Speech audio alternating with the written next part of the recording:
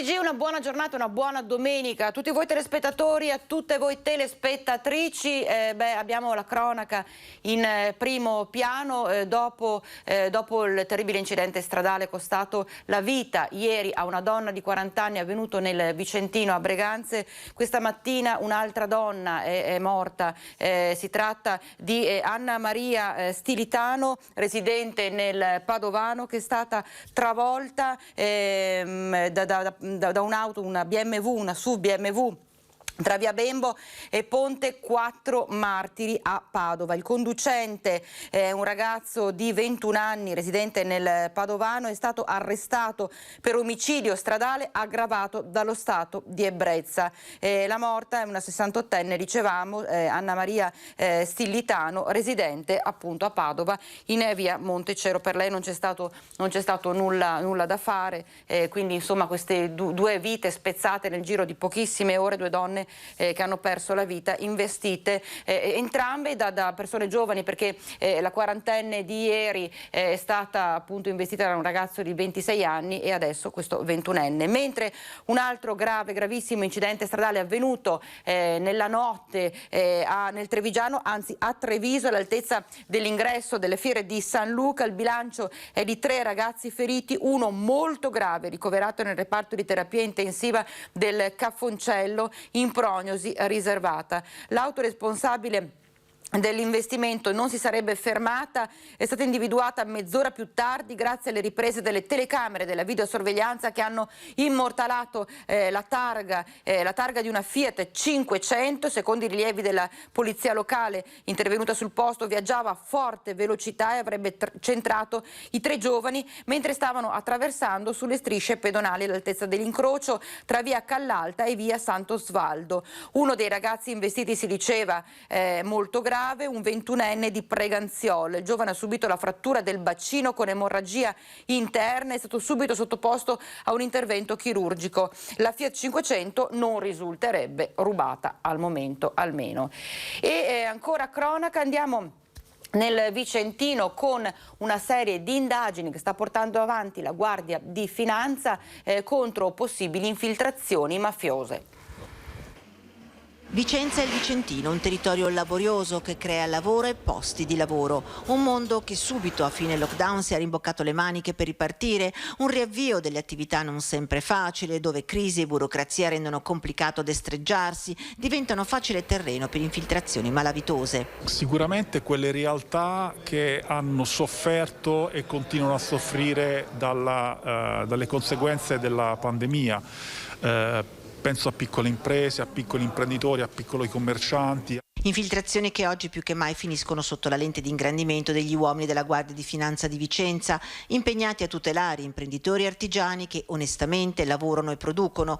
Un impegno, quello dei finanzieri, a 360 gradi, volto a scovare chi approfitta di aiuti e interventi economici della pubblica amministrazione. Noi stiamo sicuramente portando avanti altre operazioni in una sinergia strettissima con la Procura della Repubblica.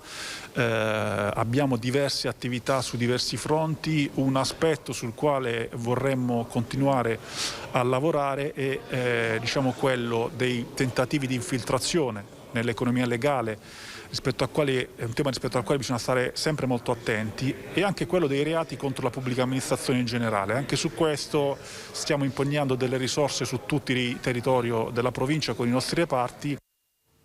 E a proposito di lotta alle mafie, alle infiltrazioni malavitose, verrà dato un riconoscimento al prefetto di Padova, Raffaele Grassi, proprio per il suo impegno nel contrastare la mafia. Al prefetto di Padova Raffaele Grassi andrà il premio Borsellino, un premio per l'impegno contro la mafia che gli sarà consegnato a Pescara venerdì prossimo. La premiazione di Grassi è legata al suo impegno contro la criminalità organizzata quando era prefetto a Foggia. Il premio nazionale Paolo Borsellino, voluto da Rita Borsellino e dal giudice Antonino Caponnetto, procuratore che guidò il pool antimafia, nasce con l'intento di sollecitare la società civile nella lotta alle mafie e promuovere la cultura della legalità attraverso la collaborazione con scuole e università. C'è una brevissima pausa e poi rientriamo con tutte le notizie in diretta.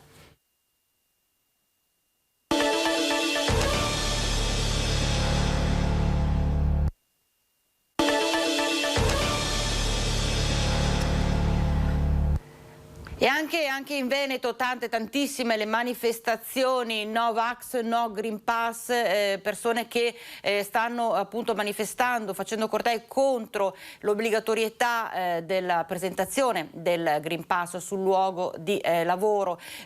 Dicevo un po' in tutto il Veneto, in tutta Italia, anche a Treviso, ma andremo poi a vedere con i nostri servizi la situazione che si è verificata soprattutto nella giornata di ieri in tante città del Veneto, della nostra regione. In Piazza dei Signori a Treviso c'erano più di 500 persone.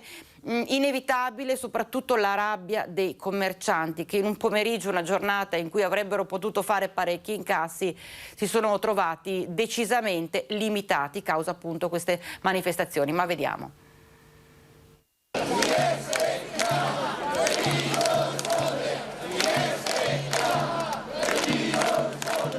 Al grido Trieste chiama, Treviso risponde. Sono arrivati in Piazza dei Signori in circa 500, manifestazione non autorizzata dei No Green Pass nel salotto buono della città.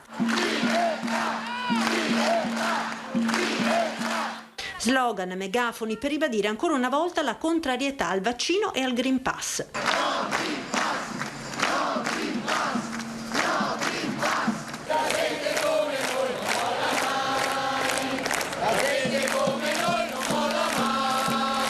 La piazza è piena di manifestanti, la gente osserva perplessa. Vogliono la rovina dell'Italia per conto mio. Devono farsi il vaccino tutti quanti. Questa non è per legge, no, ma è perché è per il nostro interesse. E in un sabato pomeriggio di grande afflusso di persone in centro cresce la rabbia di baristi e negozianti che vedono allontanarsi la clientela. Era una bella giornata di lavoro fino a un'oretta fa, ma come al solito ce li abbiamo qua. La manifestazione blocca il nostro lavoro. È un peccato perché dico sempre il massimo rispetto per la manifestazione, però magari portare in una condizione o in una collocazione che sia atta a non creare disturbo all'attività, soprattutto in queste giornate che però sono importanti, ci può aiutare anche a noi. Ma questa è una manifestazione non autorizzata? Ancora peggio, però si vede che comunque la manifestazione, non essendo autorizzata, essendo che non c'è nessuno che va contro, vuol dire che a questo punto è autorizzata per placito. Andiamo a Belluno, vediamo com'è andata a Belluno, nella città, con questa manifestazione.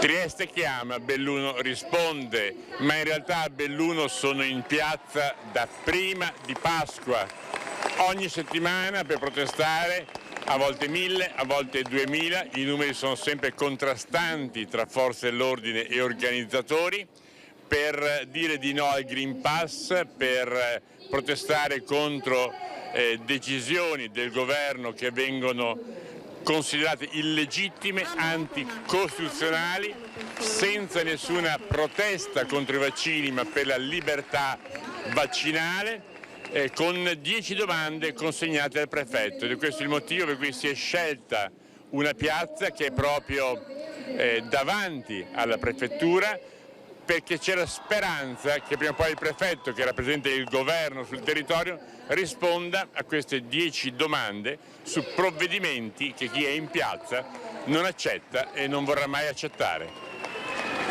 E abbiamo sentito anche proprio a Belluno la gente, abbiamo tastato il polso per sentire un po' come pensano che possa evolversi questa situazione.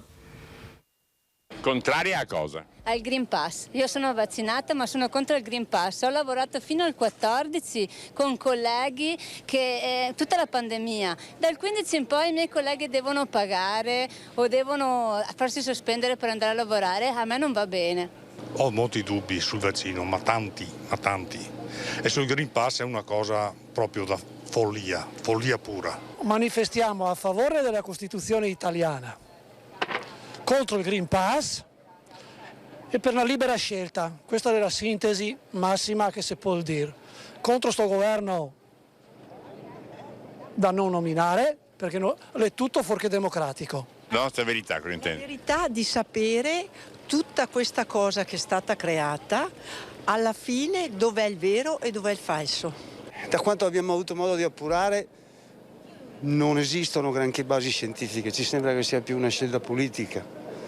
forse potremmo scegliere strade meno impattanti sulla vita dei cittadini come in altri paesi europei, ricorrendo di più all'uso di tamponi e facendo delle politiche diverse. Trieste chiama, anche Bassano risponde. Tantissime persone nel pomeriggio di sabato si sono ritrovate al Parco Ragazzi nel 99 per protestare contro l'introduzione, si diceva, del Green Pass nei luoghi di lavoro. Vedete le immagini con, appunto, che sottolineano, che riprendono le tantissime persone che hanno voluto partecipare a questa iniziativa, una manifestazione che è tornata contro il certificato verde, che ha visto a Bassano in campo anche tutte le forze dell'ordine per cercare di limitare ed evitare qualsiasi disguido. Comunque pare che tutto sia andato per il meglio nella giornata, appunto nel pomeriggio di ieri. Striscioni che hanno rivendicato la libertà nei luoghi di lavoro e che hanno manifestato il totale dissenso contro la misura adottata dal governo. E poi invece succede anche che una pro loco viene presa di mira sui social da chi sta manifestando contro Green Pass e quant'altro, vaccino e quant'altro, soltanto perché alla sagra di Monfenera ha rispettato le regole. Gli uomini della pro loco, gli uomini e le donne della pro loco hanno rispettato le regole e hanno chiesto ai presenti il Green Pass. È vero che l'hanno chiamato Nazi Pass? Assolutamente, Nazi Pass. Devo trovare lo screenshot sul cellulare, me lo sono salvato, non ci credevo, però Nazi Pass. E alla fine Manuel Bresolin ha ritrovato il commento sul Nazi Pass per poter entrare alla festa dei marroni del Monfenera. Ed è solo uno della raffica che è arrivata non appena il presidente della Pro Loco di Pederobba ha comunicato sui social il ritorno della manifestazione dopo lo stop dell'anno scorso. È un segnale di ripresa, non sarà la solita festa sagra gigantesca alla quale siamo tutti abituati, ma una piccola fiera locale con tanti artigiani, un piccolo angolo cottura all'aperto e con il Green Pass. Termine che ha scatenato una valanga di critiche talvolta anche pesanti sulla pagina della festa, alle quali comunque il presidente ha deciso di rispondere così. Un po' questo ci ha deluso, nel senso che noi siamo qui, facciamo la festa e dobbiamo applicare i regolamenti e le leggi. Quindi, anche se sembra impossibile, il Green Pass va esibito per entrare all'interno della struttura. Perciò vi chiedo, non fate polemica, venite ad assaggiare i marroni del Monfenera senza agitarvi. Che manifestazione pro loco siano nel mirino lo dimostrano anche le telefonate arrivate direttamente al presidente. Sì, una signora mi ha telefonato l'altro giorno, molto arrabbiata, e mi ha detto che avrebbe boicottato i marroni del Monfenera perché non dobbiamo chiedere il Green Pass, che ci siamo piegati a questa dittatura. E io ho risposto in dialetto: signora, non vi ha ordinato il dottor, se a vola viene, se no sta a casa. Al di là della battuta, qualche pensiero ce l'hanno la Pro Loco per i prossimi fine settimana, ma il presidente conta sulla solidarietà della maggioranza, al momento però silenziosa. Ne ho prese di cotte e di crude, ma io sorvolo, passo avanti, tanto so che migliaia di persone verranno a Pederobba a battersi la mano sulle spalle, perché abbiamo bisogno della vostra presenza e della vostra carica. Intanto lavoratori e Green Pass, da un'indagine della CGA di Mestre emerge che ad oggi sono almeno 53.000 in tutto il Veneto i lavoratori che non hanno il Green Pass.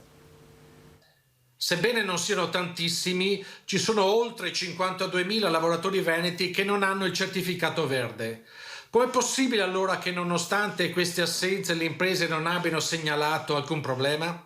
Secondo le stime dell'ufficio studi della CGA, i lavoratori veneti senza vaccino sarebbero scesi a poco meno di 273.000, il 13% del totale. Togliendo 220.000 occupati che regolarmente si sono sottoposti al tampone durante la settimana, in linea teorica rimarrebbero scoperti, ovvero senza Green Pass, 53.000 persone. Una cifra che, seppur non elevata, avrebbe comunque dovuto provocare dei contraccolpi di cui invece non si ha notizia. Forse perché le cose non stanno proprio così. La sensazione è che molti dipendenti siano senza Green Pass e stiano aggirando le disposizioni previste dalla norma, recandosi comunque in fabbrica o in ufficio, anche se non potrebbero. Nonostante nell'ultima settimana ci sia stata una forte crescita, per la CGA risulta evidente che il numero dei tamponi eseguibili quotidianamente da farmacie e strutture pubbliche e private rimanga inferiore alle richieste, tanto che il commissario straordinario per l'emergenza Covid Figliuolo ha chiesto alle regioni di consentire alle farmacie la realizzazione dei tamponi oltre l'orario di apertura e anche nei giorni di chiusura. E intanto parliamo adesso proprio della questione sanitaria. Sta preoccupando soprattutto quella che viene chiamata variante plus del coronavirus. Lo dico per gli over 60 o gli over 80, la terza dose protegge anche da questa variante Delta Plus. Attenzione elevata in tutte le strutture sanitarie per la nuova variante del coronavirus. Dalla regione al momento però nessuna conferma sulla presenza in Veneto. Ci sono settori e quindi noi stiamo facendo le nostre indagini. Oggi non possiamo esprimerci ancora su una circolazione di una nuova variante, sull'impatto di una nuova variante, quindi non vogliamo assolutamente spaventare nessuno, spaventare i cittadini. Continuiamo con la campagna di vaccinazione che comunque ci protegge, ci permette di tornare alla normalità. Veneto invece è sempre più vicino all'immunità dal Covid. Noi oggi siamo a un 84,2% delle persone vaccinate o che si sono prenotate. Abbiamo capito che oggi si parla di un 90% per una maggiore sicurezza, quindi dovremmo fare l'ultimo miglio. Questo grazie al continuo aumento delle vaccinazioni che vede in testa tra le ULS regionali quella della Marca Trevigiana. Circa 500 vaccinazioni, 600 al giorno di prime dosi.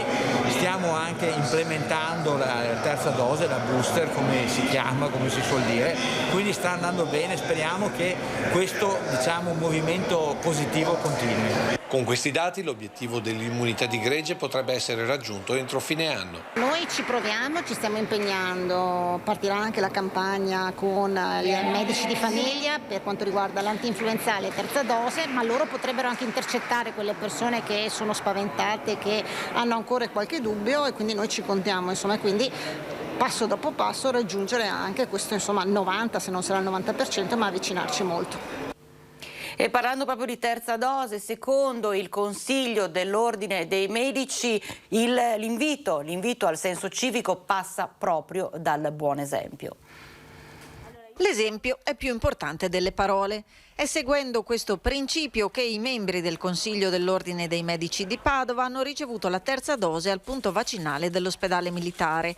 Terza dose necessaria, ribadiscono, scendendo in campo e preparandosi alla puntura. Tutto il Consiglio ha aderito a questa, questa manifestazione voluta fortemente dal Presidente per fare in modo di dimostrare anche alla popolazione, ma soprattutto anche ai colleghi, l'importanza di questa vaccinazione, la terza dose come richiamo. Un monito che rivolgono non solo alla platea dei circa 10.000 medici padovani, dei quali sono 52 i sospesi per non essersi vaccinati, ma un invito a tutti i cittadini, non risparmiando stoccate alle minoranze che ogni sabato occupano le piazze. Noi continuiamo ad chiedere alla gente di avere senso di responsabilità nei propri confronti, nei confronti dei propri cari, nei confronti della collettività. Il fatto che la libertà individuale possa superare il bene collettivo è vietato dalla Costituzione, contrariamente a quello che dicono, perché tanti di questi personaggi dovrebbero prima studiare un pochino e poi andare in giro a dire bestialità. Il tutto anche per anticipare le possibili reticenze alla terza dose. Io ho in questo momento la percezione che almeno ho le notizie dei pazienti che mi vengono a chiedere di quelli che non vogliono farlo in questo momento non si manifestano probabilmente, quindi lo vedremo forse un po' più avanti questo se c'è una forte resistenza. Io vedo comunque negli ultra ottantenni, negli ultra sessantenni anche una volontà di vaccinarsi. Ecco, invece, per quanto concerne l'ULS 7, la situazione della terza dose del vaccino nell'ULS 7 pare che ancora non stia decollando come si era pensato. Terza dose per over 60 e campagna di vaccinazione continuano a viaggiare a velocità ridotta. Da qualche giorno abbiamo attivato le prenotazioni per gli over 60, al momento le prenotazioni evidenziano circa un centinaio, quindi siamo partiti con numeri ancora bassini. Per quanto riguarda il personale sanitario si stanno anche organizzando delle sedute ad hoc negli ospedali per favorire la partecipazione alla vaccinazione. Ieri ad esempio al San Bastiano sono stati 120 le terze dosi somministrate agli operatori sanitari e quindi tutto sommato stiamo andando avanti con dei numeri che non evidenziano una grossissima adesione. Numeri in fase di stallo, anche perché la percentuale dei vaccinati con almeno una dose supera già l'83% della popolazione. Costanti anche le prenotazioni per i tamponi ad uso lavorativo. Rimane quel 17% di persone che hanno probabilmente maggior perplessità sull'aderire alla vaccinazione.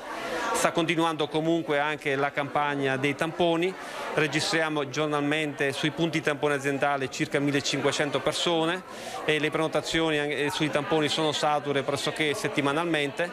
Infine si segnala un lieve aumento dei positivi Covid, ma questo dato sembra dipendere da un fattore ben preciso.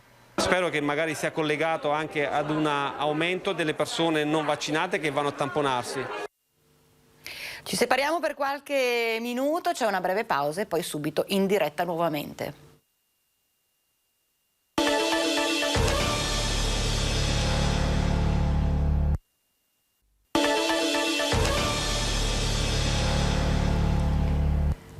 Rieccoci nuovamente in diretta, adesso parliamo di bullismo, purtroppo una piaga, una vera e propria piaga che riguarda sempre più ragazzini e ragazzine e pare, cioè, non è assolutamente scomparsa. La conferma arriva da una chiamata che è arrivata alla nostra redazione vicentina da parte di un giovane vittima di bullismo che ha voluto raccontare quello che gli è successo, ma ha voluto raccontarlo soprattutto per essere d'esempio a tanti ragazzi e tante ragazze che appunto rischiano di essere vittima del bullismo, di questa piaga che riguarda specialmente la giovane età.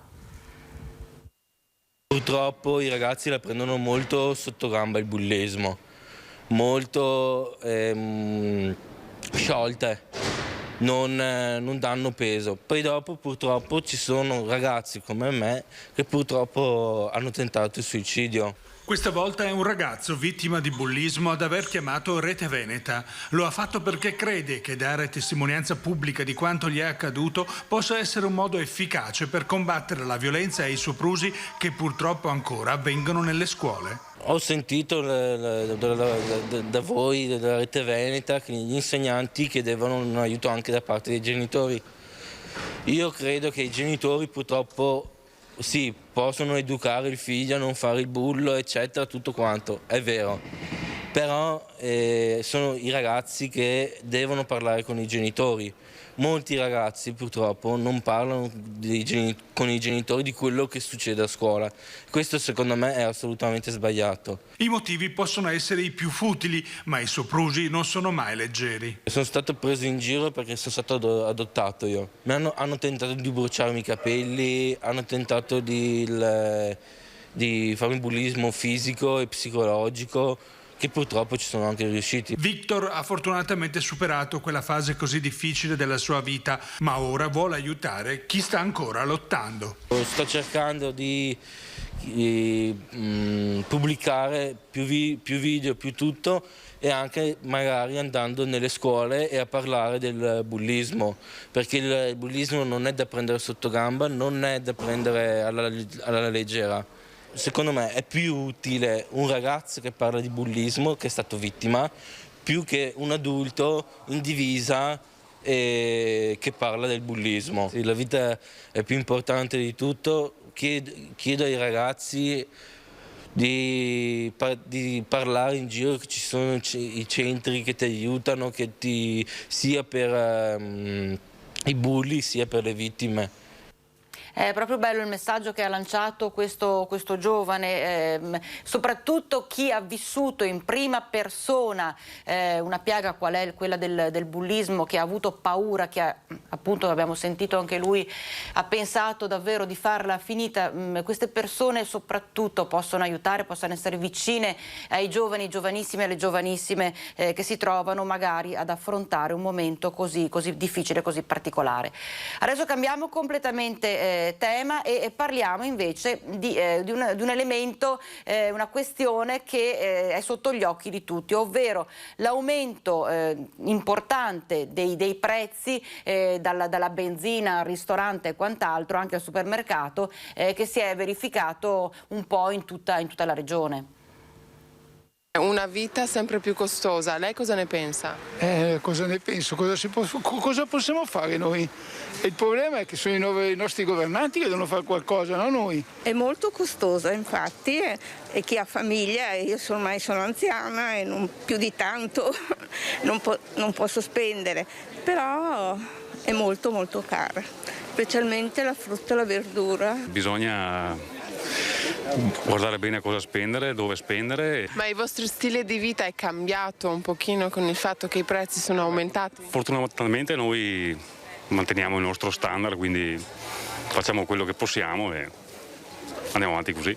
Com'è in Francia la situazione? Anche il governo ha messo un blocco sull'aumento del costo dell'elettricità e anche siamo un po' nella stessa situazione sul Covid, il Green Pass, però da noi il Green Pass non è obbligatorio per andare a lavorare. Sì, sicuramente cambia un po' la vita, però vedremo come va nel futuro. Pensiamo che non sia giusto che aumentino tutte queste cose, anche la benzina, perché ci dobbiamo muovere, dobbiamo andare al lavoro, quindi è troppo, esatto. Infatti, soprattutto in questa fascia d'età dovremmo essere agevolati, anche perché vuol dire noi siamo la forza lavoro e la forza anche mentale e futura del nostro paese e non ci aiutano completamente. È un casino e aumenteranno ancora di più.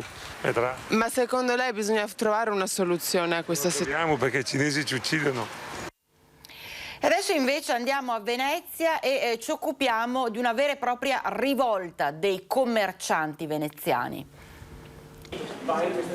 Negozianti in strada per protestare contro il fenomeno della vendita di prodotti definiti paccottiglia a Venezia e contro l'affidamento degli immobili a chi ha il solo obiettivo di fare soldi vendendo oggetti di qualsiasi tipo.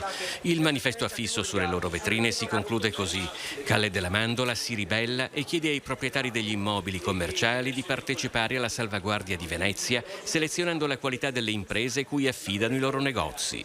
Noi crediamo che sia giusto investire insieme, quindi il proprietario del fondo e il commerciante investono insieme su un progetto di lungo periodo per poi trarre insieme un profitto maggiore nel tempo. L'assessore al commercio Costalonga annuncia un nuovo regolamento comunale con indicazioni ben precise sulla merce in vendita, con percentuale di prodotti locali, una stretta sul materiale non made in Italy e l'obbligo di fideiussione bancaria per chi proviene da paesi al di fuori dell'Unione Europea. Costalonga lancia un appello a Sovrintendenza e Presidente della Regione.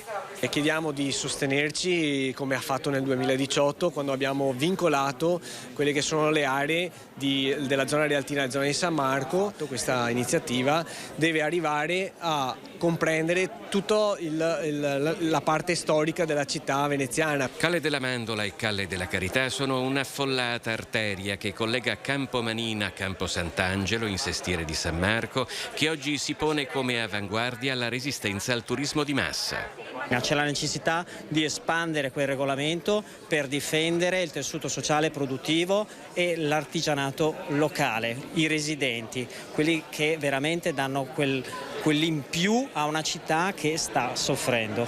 Una sofferenza che lo scultore Giorgio Bortoli ha denunciato con un leone marciano in croce regalato all'assessore Costalonga. Vedo la città, sento la città messa ingessata e in croce. Dobbiamo fare squadra perché oggi in Calle della Mandola, ieri in Piazza San Marco, ragazzi, popolazione deve unirsi per essere costruttivi. Restiamo a Venezia e ci occupiamo di un'altra manifestazione che si è svolta davanti agli uffici delle poste. Siamo appunto al Lido, poste centrali del Lido. Perché? Perché la gente chiede che si torni all'operatività del pre-Covid e praticamente si tengano aperti, si tengano funzionanti, si tengano attivi gli uffici anche nell'orario pomeridiano. I cittadini si mobilitano per chiedere che le poste centrali del Lido di Venezia in via Doge Micheli tornino ad osservare un'apertura anche al pomeriggio, come prima del Covid. Il comitato ambientalista Altro Lido guida la protesta e in mattinata un picchetto di partecipanti ha portato la propria solidarietà ai dipendenti, costretti in una situazione di emergenza a un sovraccarico di lavoro. L'amministrazione provinciale delle poste italiane ha utilizzato, a nostro avviso strumentalmente, il tema della pandemia per ridurre il servizio. Qui in via Doge Michel, ufficio centrale, una volta prima della pandemia funzionava H12, quindi anche di pomeriggio, a Malamocco tutte le mattine. Con la pandemia purtroppo l'orario pomeridiano non si fa e a Malamocco funziona solo 3 giorni alla settimana. Dal canto suo, Poste Italiane ha però precisato in una nota che se il 31 dicembre sarà dichiarata la fine dello stato di emergenza, l'obiettivo è quello di tornare ad un'apertura come prima del Covid, anche di pomeriggio. Intanto però disagi vengono segnalati anche nelle isole e in centro storico, a 2 passi da Piazza San Marco. L'agenzia 4 Ascensione, quella che è attaccata a Piazza San Marco, rimane aperta solo 3 mattinate alla settimana. L'agenzia di Piazza San Marco è importantissima perché serve tutti gli alberghi, tutti i negozi, i professionisti e poi tutti i turisti che vengono per comprare i francobolli. Si chiede che la direzione delle poste sia molto più attenta ai problemi del territorio, perché loro svolgono un servizio essenziale, pagano le pensioni, si pagano le bollette della luce e del gas, quindi è necessario una presenza più costante come una volta. C'è una pausa, ci troviamo tra pochissimo.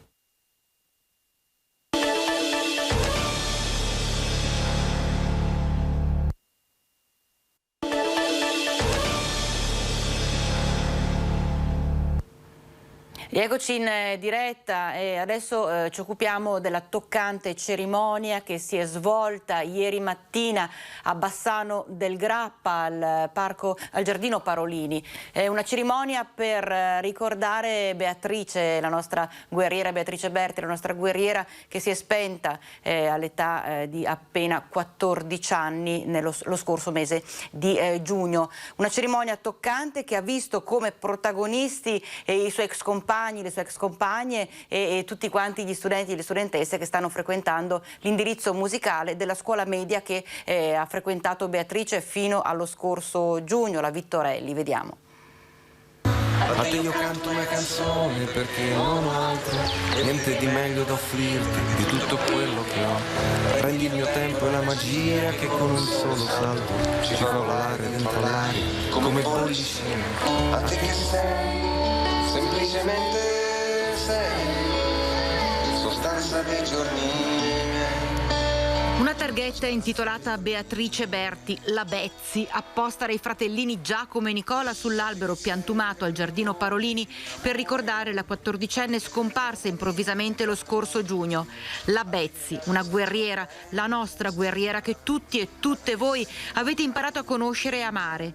Era lei che con la sua grinta, la sua carica esplosiva, la sua forza era riuscita a far fare all'allora giunta comunale guidata da Riccardo Poletto importanti passi in avanti verso l'abbattimento delle barriere architettoniche. Beatrice esigeva che Bassano fosse una città a misura di tutte e tutti, una città inclusiva nel senso più completo del termine. Una pianta, simbolo di vita, di gioia e speranza, d'ora in poi custodirà lo spirito di Beatrice. Protagonisti gli ex compagni e compagne di classe di Bea e gli studenti e studentesse dell'indirizzo musicale della Vittorelli di Bassano, che hanno circondato d'affetto la famiglia della nostra leonessa. A te che sei l'unica amica che io posso avere, l'unico amore che vorrei, se io cadessi con me, a te che rendi la mia vita bella da morire, che riesci a rendere la fatica un immenso piacere. Una giovane donna colma di speranze e ideali, un fiume in piena che non può fermare il suo impeto ma deve continuare a scorrere. È toccante il messaggio di mamma Valentina Pasini.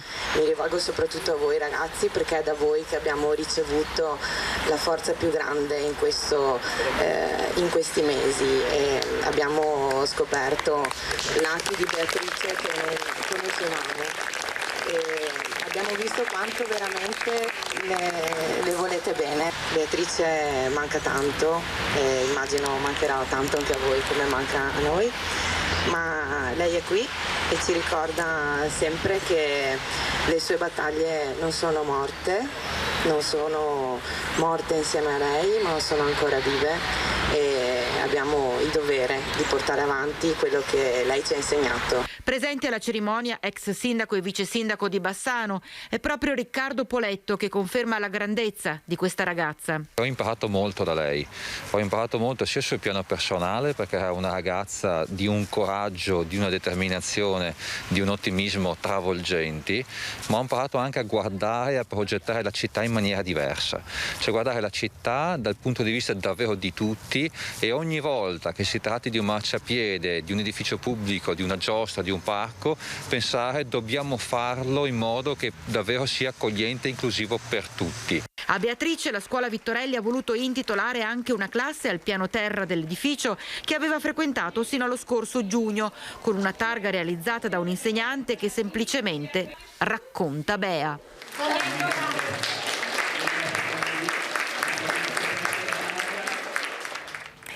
E a proposito di abbattimento delle barriere architettoniche, il Tribunale e il Comune di Vicenza hanno inaugurato un percorso riservato alle persone non vedenti. Gli occhi accennano la luce, guidano i passi, indicano un percorso, ma ci sono cittadini che vivono nell'ombra e non tanto perché sono non vedenti o ipovedenti, ma perché non sempre le città sono costruite a misura per loro. Per questo diventa fondamentale abbattere le barriere, creare nuovi percorsi come quello che è stato realizzato davanti al Tribunale di Vicenza. Il percorso pedotattile è munito di rilievi riconoscibili a contatto coi piedi che segnalano la strada ed eventuali ostacoli o pericoli. Si snoda nello spazio antistante il Tribunale, è stato realizzato per guidare gli utenti non vedenti e ipovedenti dalla fermata dell'autobus di via Ettore Gallo fino all'ingresso. Dalla porta del Tribunale poi si snoda un ulteriore percorso pedotattile che porta fino al banco dove si trova una persona in grado poi di interloquire con la persona diversamente abile. Superata la porta del Tribunale, quindi, il percorso esterno si ricollega a uno interno che consente di raggiungere facilmente l'ufficio per le relazioni con il pubblico, ma anche gli ascensori. Ci sono poi 2 totem sensoriali con informazioni scritte in braille e con la planimetria del Tribunale, realizzati con materiale anti-Covid studiato per garantire la sicurezza sanitaria. Infine, per contribuire all'abbattimento delle barriere che impediscono la comunicazione e la relazione con i sordomuti, è stato organizzato un corso di 12 ore per l'apprendimento dell'alfabeto base dei segni. Un lavoro impegnativo che richiede risorse e impegno da parte degli uffici, ma che stiamo portando con concretezza e determinazione molto avanti. Lotta alla movida selvaggia, siamo a Sottomarina, intanto il sindaco di Chioggia, Mauro Armelao, resta irremovibile sulla questione. Nessuno è contro la movida, ma noi siamo per il rispetto delle regole e per la convivenza civile. Il neosindaco di Chioggia, Mauro Armelao, rivendica con convinzione l'ordinanza che interessa la chiusura anticipata dei locali nell'area di Piazzale Europa a Sottomarina. Il primo cittadino afferma di avere il preciso dovere di evitare queste scene.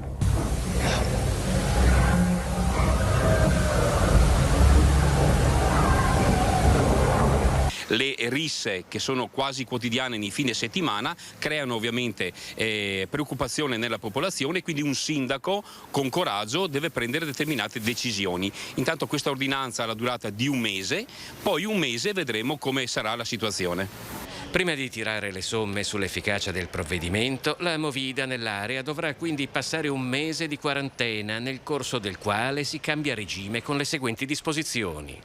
Alle ore 22 gli esercizi commerciali che si affacciano su Piazzale Europa devono chiudere e non ci deve essere più musica, perché quella non è una discoteca all'aperto. Noi, ripeto, non siamo contro chi lavora, non siamo contro i giovani che vogliono divertirsi, ma siamo per il rispetto delle regole, come dicevo prima, e quello è un quartiere densamente popolato, quindi ci vuole anche il rispetto delle persone che vivono.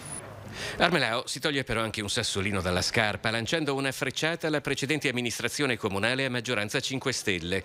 Se siamo arrivati a questo punto, afferma, è anche colpa di quello che definisce il lassismo di chi l'ha preceduto. Io ho il diritto di garantire la convivenza civile tra tutti e la sicurezza e anche l'ordine pubblico in città. Abbiamo due notizie di cronaca arrivate poco fa in redazione che riguardano un tentato assalto al bancomat avvenuto nella notte nel Trevigiano. Siamo a Mansuè. Un gruppo di 3 persone incappucciate è stato messo in fuga, dicevamo nella notte, mentre cercavano di scassinare una cassa automatica di una banca a Mansuè.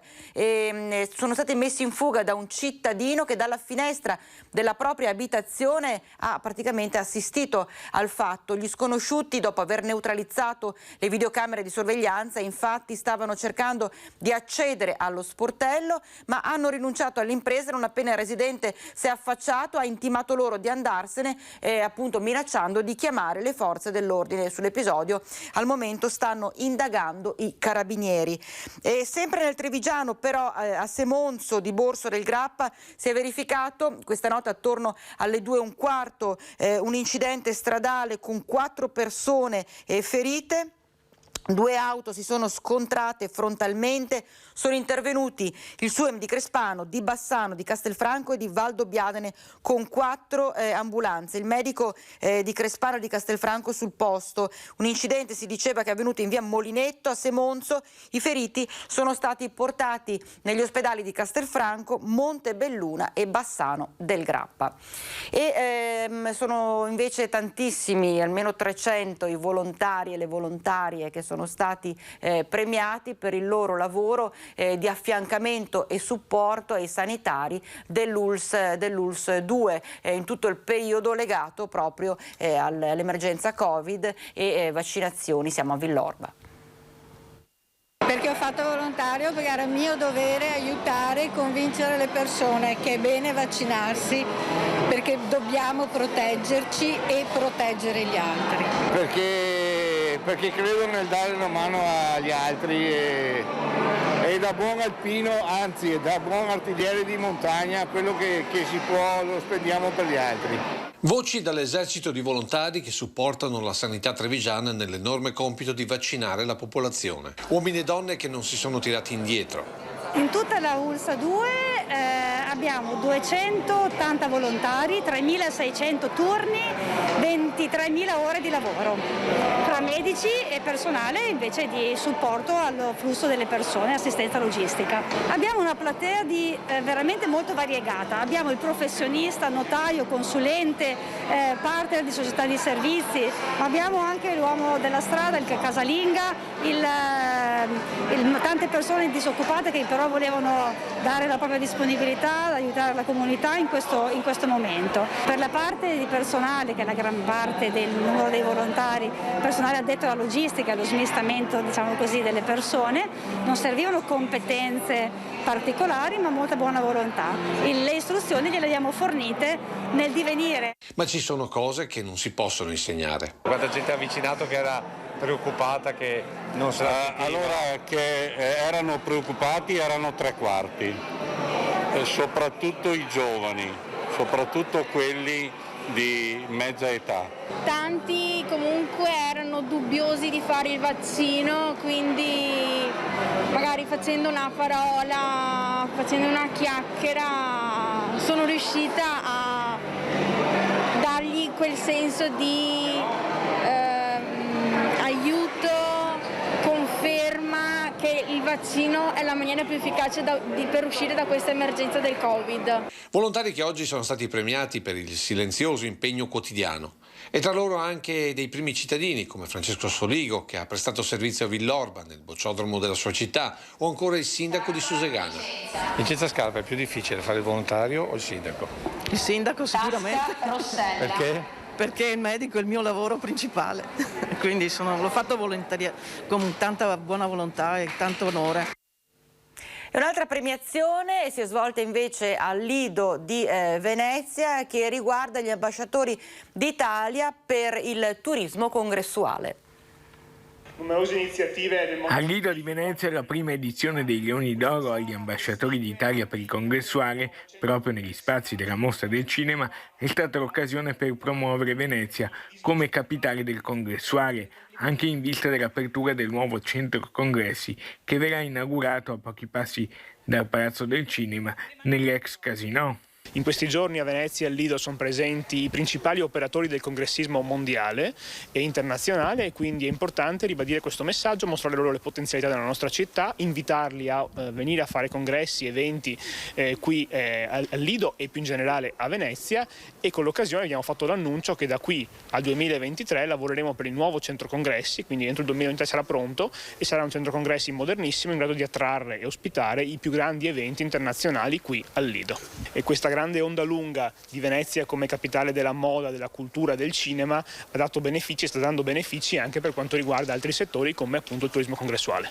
La società Vera, braccio operativo del Comune, ha potenziato gli sforzi organizzativi e già dal prossimo anno il calendario di congressi ed eventi tornerà ad essere molto ricco. Già nel 2022 noi a maggio, ad aprile, tutta la primavera avremo degli eventi, a maggio avremo un grande evento aziendale internazionale e anche ottobre si presenta con dei congressi mondiali, quindi già il prossimo anno avremo uno splendido calendario, su questo siamo contenti, sì.